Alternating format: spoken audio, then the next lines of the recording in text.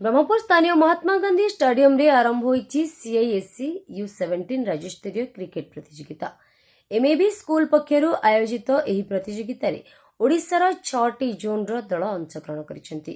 प्रतियोगिता को MAB school संपादक कुमुद रंजन पाढ़ी, अध्यक्ष द्वारिकानाथ पंडा एवं जातीय क्रिकेट खेलाड़ी सुशांत कुमार रथ उद्घाटन करथिले।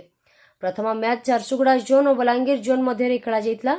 झारसुगुड़ा दल 115 रन करथिबा बेले बलांगीर दल 73 रन रे ऑल आउट होई पराजित होइतिले। द्वितीय मैच रे राउरकेला जोन 36 रन करथिबा बेले ब्रह्मपुर जोन मात्र 7 ओवर रे 6 विकेट रे विजय हासिल करथिला।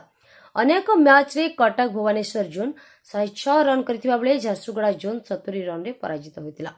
एही क्रिकेट प्रतियोगिता को अंपायर भाबे देवव्रत देव और समीर कुमार साहू परिचालना करथिले। अविनाश मेडी, सूरज पहान एवं क्रीड़ा शिक्षक सुरेश चंद्र पाढ़ी प्रतियोगिता परिचालन रे सहयोग करथिले।